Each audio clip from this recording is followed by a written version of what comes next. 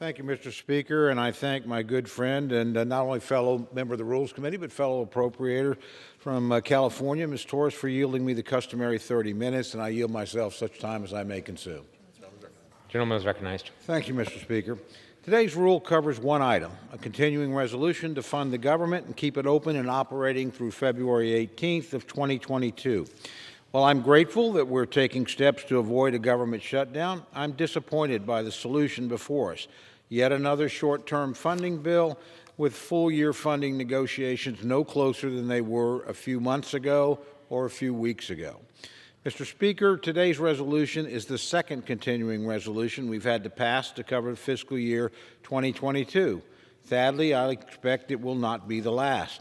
This state of affairs was absolutely avoidable and reflects poorly on the Democratic leadership. I've often said that government funding is the most fundamental responsibility of Congress. Unfortunately, we are nowhere close to a full-year appropriation funding deal. We are no closer to an agreement today than the last time we passed a continuing resolution in September. And the reality is that the reason we are having to consider another continuing resolution today because the majority's insistence on focusing on partisan priorities rather than on the critical business of governing the nation. For months, the majority's focus has not been anywhere near where it should have been. Instead of reaching a full-year deal on government funding or even a top-line agreement on funding levels, the majority's insisted on working on other partisan matters. Since the passage of the last stopgap funding measure, House Democrats have focused solely on their massive reconciliation bill, month after month, focused on enshrining partisan policies into law. These efforts may satisfy their progressive base, but they fail the American people as a whole. The majority currently controls the House, the Senate, and the presidency.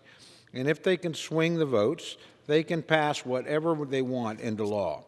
But with that ability also comes a grave responsibility, a responsibility to govern the country. And unfortunately, the majority has been abandoning that responsibility. Mr. Speaker, October 1st marked the beginning of the fiscal year 2022. By rights, the House and the Senate should have both passed our standard 12 appropriations bills through both chambers of Congress and into law by that date. But since we did not, a continuing resolution was necessary.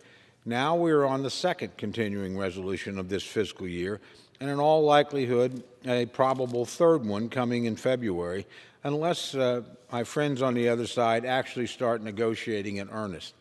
At this point, we are unfortunately no closer to passing these 12 bills or an omnibus spending bill than we were back on October 1st. This is truly a failure to govern. While the majority focuses on their push to make the government bigger and bigger, they are failing to fund the government which already exists today. And what happens as a result? We move from continuing resolution to continuing resolution, getting no closer to a final spending deal, not involving Republicans until the very last minute, and just expecting us to indefinitely support CR after CR is no way to govern. And frankly, the failure to have any conversations about how to come to an agreement on a full-year appropriations bill is indefensible.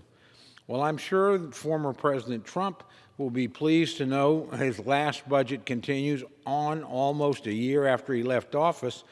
There's real work that can and should be done.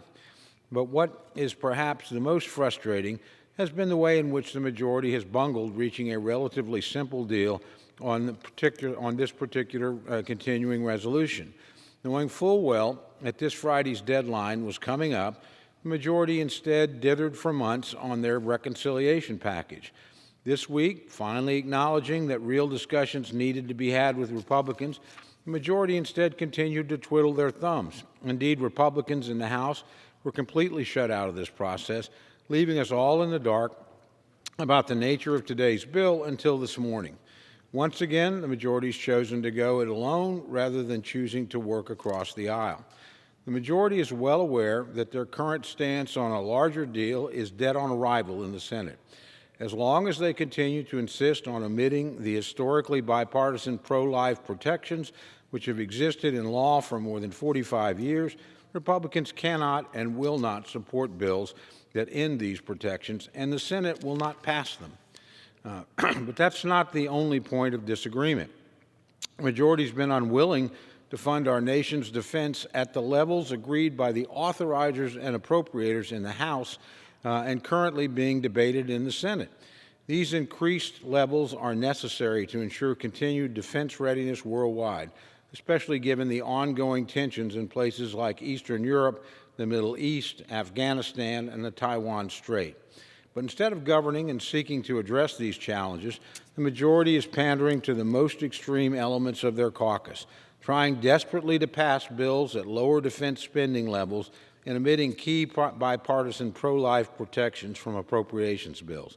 And instead of governing, the majority holds the American people hostage under the threat of a government shutdown, dragging the country from one self-inflicted crisis to another. Mr. Speaker, the sooner the majority gets serious about reaching a full-year deal, the better for the country.